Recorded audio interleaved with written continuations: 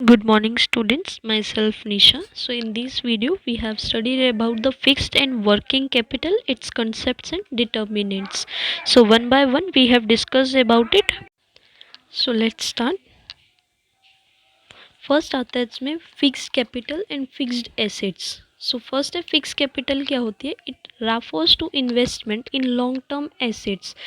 कि हमें इन्वेस्टमेंट करनी है अपने लॉन्ग टर्म एसेट्स में से, उसको बोला जाता है हमारा फिक्स्ड कैपिटल. और फिक्स्ड एसेट्स की ये वाली डेफिनेशन है, सो कंफ्यूज मत होना. फिक्स कैपिटल क्या है? हमारी इन्वेस्टमेंट करना हमारा लॉन्ग टर्म एसेट्स में से. और फिक्स्ड एसेट्स क्या होते हैं? It refers to those assets which are required in the business for more than 1 year, such as furniture, machinery etcetera. कि वो एसेट्स जो रिक्वायर्ड हैं हमारी बिजनेस में फॉर मोर देन 1 ईयर के लिए, जैसे कि फर्नीचर या फिर मशीनरी, उन सब के लिए वो होती है हमारी फिक्स्ड एसेट्स.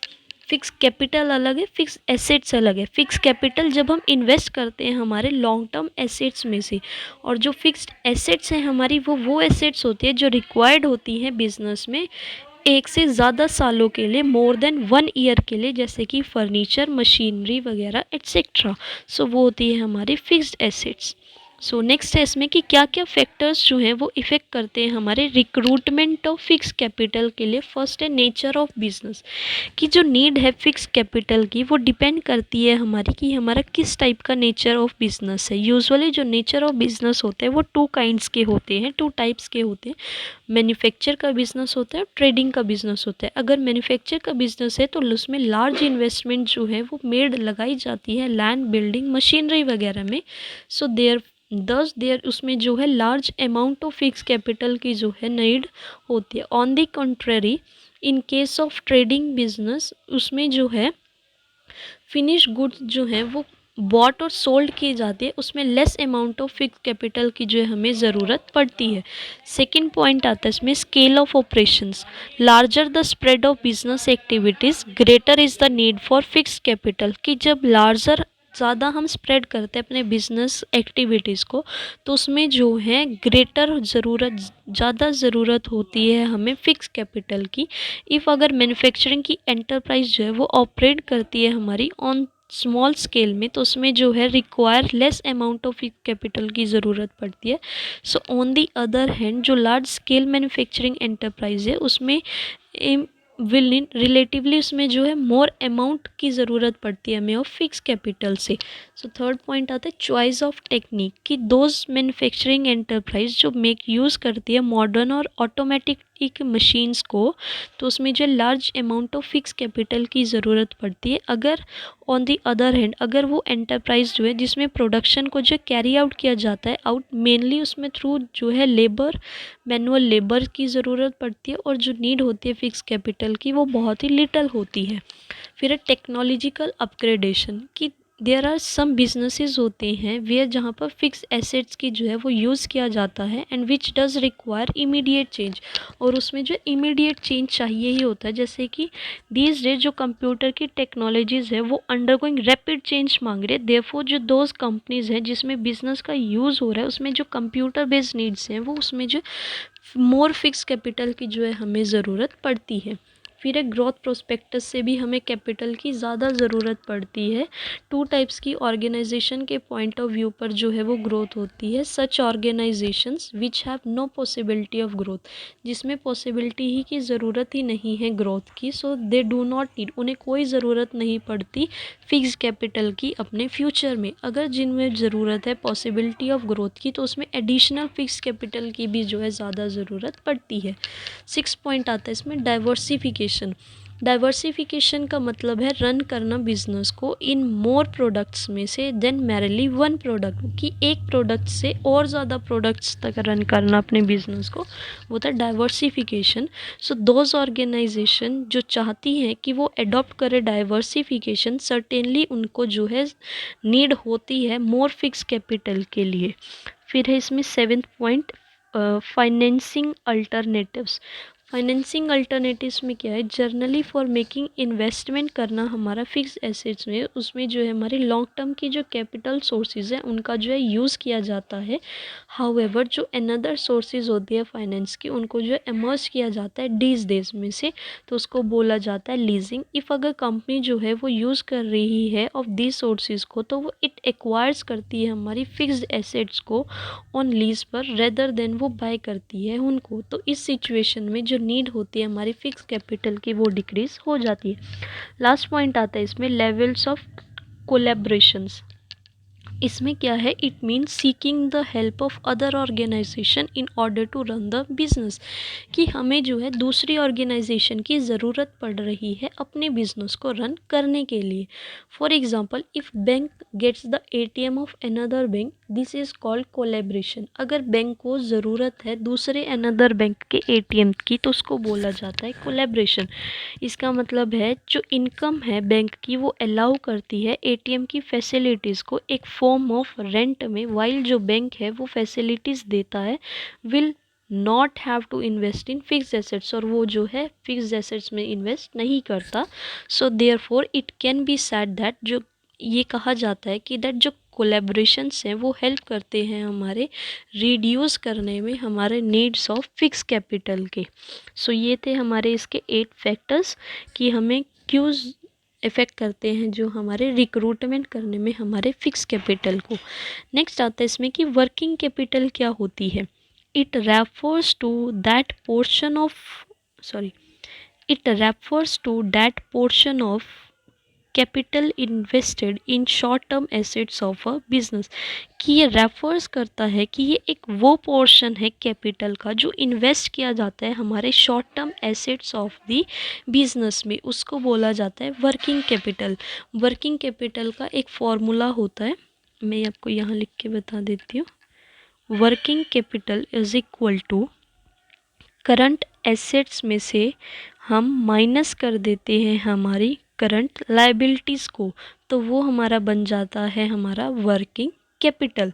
सो उसको बोला जाता है हमारा वर्किंग कैपिटल। अंडरस्टैंड करने के लिए क्लियरली वर्किंग कैपिटल को, जो बैलेंस शीट होती है कंपनी की, उसको मेनली जो है 4 पार्ट्स में डिवाइड किया जाता है, बैलेंस शीट, अमाउंट, एसेट्स और अमाउंट। तो उसको बोला जाता है हमारा बैलेंस शीट। वहाँ से जो है हमारी वर्किंग कैपिटल निकल जाती है कि हम अपने करंट एसेट्स में से करंट लाइबिलिटीज़ को जब हम माइनस करते हैं तो हमारी वर्किंग कैपिटल जो है वो निकल के आ जाती है।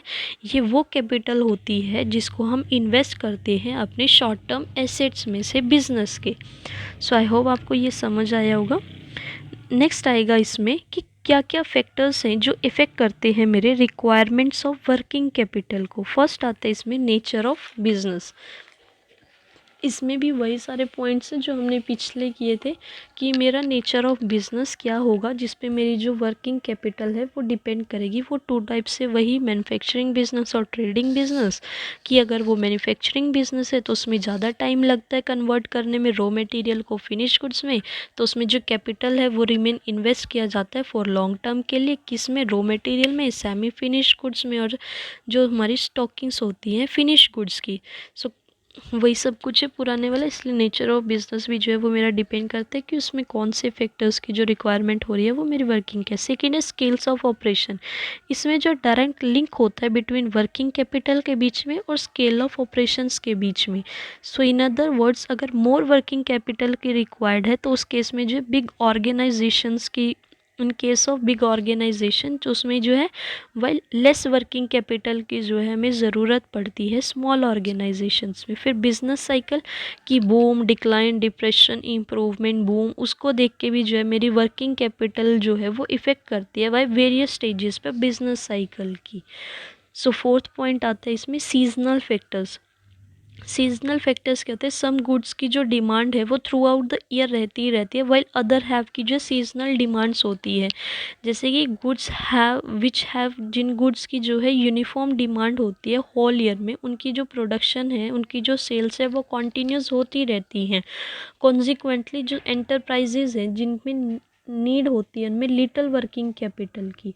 सो ऑन दी, अगर सम गुड्स जो हैं उनकी सीजनल डिमांड है but at but the same जो है उसको प्रोड्यूस किया जाता है, ऑलमोस्ट होल ईयर किया जाता है फॉर सप्लाई करने में के लिए उनकी, कि अवेलेबल रहें वो रेडिली फंड, डिमांड हो उन चीज़ की, उनको जो है प्रोड्यूस किया ही जाता है होल टाइम के लिए। फिर आता है इसमें 5th point, production cycle. Production cycle का मतलब होता है कि एक टाइम जो इन्वॉल्व होता है हमारा कन्वर्ट करने के लिए रॉ मटेरियल को फिनिश गुड्स में, तो उसमें अगर वो लॉन्गर पीरियड है उसके, तो उसमें जो more will be the time, उसमें टाइम जो है वो ज़्यादा लगेगा, जिसमें हमारी जो कैपिटल है वो रिमेन जो है ब्लॉक रहेगी हमारी रॉ मटेरियल में और सेमी मैन्युफैक्चरिंग गुड्स में। फिर इसमें 6th पॉइंट आता है इसमें, क्रेडिट अलाउड। दोज एंटरप्राइज जो सेल करती है हमारी गुड्स को ऑन कैश पेमेंट के बेसिस पर, उसमें जो नीड होती है हमारी वो कम होती है वर्किंग कैपिटल की, बट दोज हु जो प्रोवाइड करते हैं हमें क्रेडिट फैसिलिटीज़ कस्टमर को, और उसमें ज़रूरत होती है हमारी, ज़्यादा नीड होती है उसमें वर्किंग कैपिटल की। फिर 7th पॉइंट आता है क्रेडिट अवेल्ड। इसमें क्या है, इफ़ अगर रॉ मटेरियल और अदर इनपुट जो हैं वो इजीली अवेलेबल हो जाते हैं हमारे क्रेडिट में, उसमें लेस वर्किंग कैपिटल की जो है ज़रूरत हमें पड़ती है। 8th पॉइंट आएगा इसमें, ऑपरेटिंग एफिशिएंसीज। इसमें क्या है, जो ऑपरेटिंग एफिशिएंसीज का मतलब है कि एफिशिएंटली कंप्लीट करना वेरियस बिजनेस ऑपरेशंस को। जो ऑपरेटिंग की एफिशिएंसीज है एवरी ऑर्गेनाइजेशन की, वो हैपन्स टू बी डिफरेंट होती हैं। सम सच एज एग्जांपल, जब हम कन्वर्ट करते हैं अपने रॉ मटेरियल को फिनिश गुड्स में से एट अर्लीस्ट, और जब हमारी जो सेलिंग और जो फिनिश गुड्स हैं वो क्विकली हो जाती है वो। 9th पॉइंट आता है इसमें, अवेलेबिलिटी ऑफ रॉ मटेरियल की। जो अवेलेबिलिटी है रॉ मटेरियल की वो इन्फ्लुएंस करती है हमारी अमाउंट ऑफ वर्किंग कैपिटल को। इफ़ जो एंटरप्राइजेज है वो मेक्स यूज़ करती है हमारी सच मटेरियल की which is available easily throughout the year, जो ईजिली अवेलेबल हो जाती है throughout the year, then उसमें जो वर्किंग कैपिटल है उसमें जो है लेस वर्किंग कैपिटल की जो है वो रिक्वायर्ड होती है, because there will be no need, उसमें कोई भी ज़रूरत नहीं होती स्टॉक की एक लार्ज क्वांटिटी में। ऑन द कॉन्ट्ररी, इफ़ अगर जो एंटरप्राइज जो है वो यूज़ कर रही है, कि इफ़ जो एंटरप्राइजेज है वो यूज़ कर रही है सच रॉ मटेरियल का जो अवेलेबल है only in some particular months of the year में से, वेयर एज जो कॉन्टीन्यूस प्रोडक्शन है उसकी ज़रूरत पड़ती है ऑल द ईयर अराउंड में, देन उसमें जो लार्ज क्वांटिटी है उसकी जो है वो विल बी स्टॉक की जाती है। सो अंडर द सर्कमस्टांसेस जो वर्किंग कैपिटल है वो ज़्यादा रिक्वायर्ड होती है। सो ये था अवेलेबिलिटी ऑफ रॉ मटेरियल। एक बार ओवरव्यू कर लेते हैं हम कि हमने क्या पढ़ा।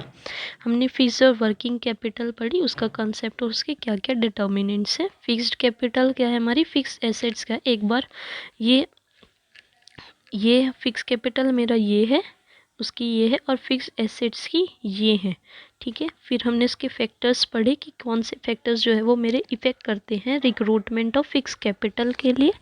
फिर मैंने वर्किंग कैपिटल पढ़ी। वर्किंग कैपिटल का मैंने आपको फॉर्मूला बताया था, working capital is equal to current assets minus के करंट लाइबिलिटी, उससे मेरी वर्किंग कैपिटल निकल जाती है। फिर मेरे कौन से फैक्टर्स जो हैं वो इफ़ेक्ट करते हैं मेरे रिक्वायरमेंट ऑफ वर्किंग कैपिटल के लिए, और सेम ही फैक्टर्स है जो यहाँ हैं वो वहाँ भी थे फिक्स कैपिटल के लिए। So thank you so much. If you like it then please subscribe my channel, like comment and share. Thank you.